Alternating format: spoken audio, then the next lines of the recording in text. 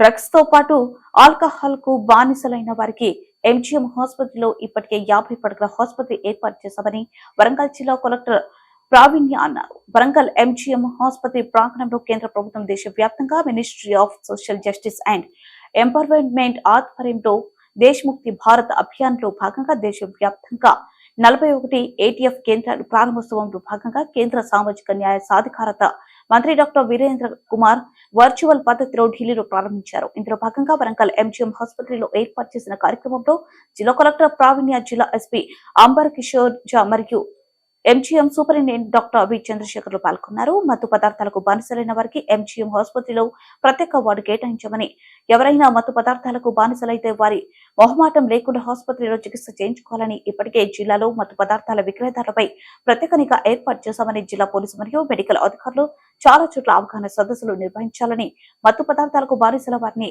ఆసుపత్రిలో చేర్పించేందుకు ఆశా వర్కర్లతో పాటు అంగన్వాడీ మరియు మోప్మా సహకారం తీసుకుంటామని, ఆరోగ్యకరమైన దేశం ఉండాలని ప్రతి ఒక్కరూ కోరుకోవాలని జిల్లా కలెక్టర్ ప్రావీణ్య అన్నారు.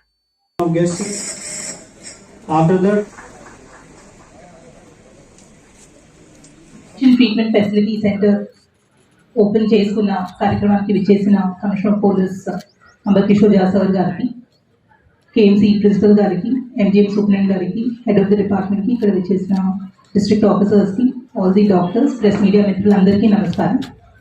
ఈరోజు మనం ఈ సెంటర్ ఓపెన్ చేసుకుంటున్నాము. అండ్ ఆల్రెడీ మనకి ఎంజీఎంలో 50 బెడెడ్ సైకియాట్రీ వార్డ్తో పాటు చాలా మందికి ట్రీట్మెంట్ ఇవ్వడం జరుగుతుంది. ఇది నాట్ జస్ట్ డ్రగ్స్ అనేది కాదు, ఆల్కహాల్, టొబాకో కూడా అడిక్షన్స్ ఉంటాయి కాబట్టి ఈ అన్ని ఆస్పెక్ట్స్ ఫోకస్ చేసుకుంటూ ఒక కాంప్రహెన్సివ్ రూపంలో ట్రీట్మెంట్ ఇవ్వాలి అనే ఉద్దేశంతో ఈ సెంటర్ ఇప్పుడు అది కూడా ఎయిమ్స్ సహకారంతో ఓపెన్ చేయడం జరుగుతుంది. ఇందాక సూపరింటెండెంట్ గారు చెప్పినట్టు ఉన్న స్టాఫ్కి ఇంకా ఎక్కువ ట్రైనింగ్ ఇచ్చి డి అడిక్షన్ ఫెసిలిటీలో ఎట్లా ట్రీట్మెంట్ ఇవ్వాలి అనేది ఇంకా మంచిగా చేస్తారు. దాంతోపాటు మనకి స్టాఫ్ పొజిషనింగ్ కూడా along with medical officer, counsellors ఒకళ్ళు, అండ్ స్పెసిఫిక్గా ఈ అడిక్షన్ ట్రీట్మెంట్లో కావాల్సిన కౌన్సిలింగ్ ఏదైతే ఉంటుందో దాంతో ఎక్విప్ చేసిన సెంటర్ లాగా ఉంటుంది ఇది ఇప్పుడు. సో మనకి ఆల్రెడీ 180 పేషెంట్స్ 2022లో, 2023లో 210 పేషెంట్స్ ట్రీట్ చేశారు అన్నారు. బట్ చాలా వరకు దీని గురించి ఒక స్టిగ్మా ఉంటుంది కాబట్టి చాలా మంది ఫ్యామిలీస్ ఇప్పుడు కూడా ముందుకి రావట్లేదు, ఈ ట్రీట్మెంట్ని వాళ్ళు అవైల్ చేసుకోవట్లేదు. సో మా సైడ్ నుంచి డిస్ట్రిక్ట్ వెల్ఫేర్ ఆఫీసర్ తరఫు నుంచి through all the families and also మన మెప్మా అండ్ ఎస్ఎస్జి గ్రూప్స్ ద్వారా ఈ మెసేజ్ కూడా మేము స్ప్రెడ్ చేస్తాము. దట్ ఎవరికైనా రిక్వైర్మెంట్ ఉంటే వాళ్ళు డెఫినెట్గా అప్రోచ్ అయ్యి ఈ ట్రీట్మెంట్ని అండ్ ఫెసిలిటీని యూటిలైజ్ చేసుకోవాలి అని చెప్పి మీ రిక్వెస్ట్ దట్ ప్రెస్ మీడియా మిత్రులు కూడా ఈ ఇన్ఫర్మేషన్ కొంచెం మంచిగా స్ప్రెడ్ చేస్తే ఎక్కువ మంది మనకి ట్రీట్మెంట్ తీసుకొని ఈ అడిక్షన్స్ నుంచి బయటికి వస్తారు అని అనుకుంటున్నాము.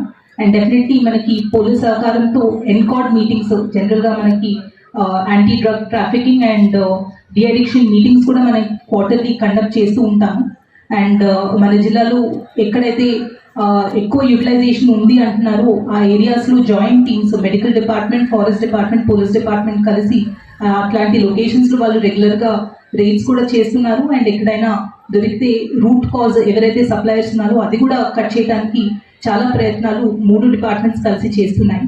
బట్ ఎండ్ యూజర్స్ ఎవరైతే ఉన్నారో వాళ్ళు డెఫినెట్గా ముందుకు వచ్చి ట్రీట్మెంట్ తీసుకొని రీహాబిలిటేషన్తో పాటు మంచి స్కిల్లింగ్ మెకానిజంతో ముందుకి వెళ్ళాలి అనేది రిక్వెస్ట్ చేస్తున్నాం. అండ్ ఫర్దర్ డెవలప్మెంట్ ఏదైతే రిక్వైర్మెంట్ ఉంటుందో అది కూడా మన డిస్ట్రిక్ట్ ఇన్ఛార్జ్ మినిస్టర్ వీళ్ళందరి సహకారంతో ఇంకా మంచిగా ట్రీట్మెంట్ అనేది మనం ఏర్పాటు చేస్తాము. ఈ ప్రోగ్రామ్ ఆర్గనైజ్ చేసి మమ్మల్ని అందరినీ ఇన్వైట్ చేసినందుకు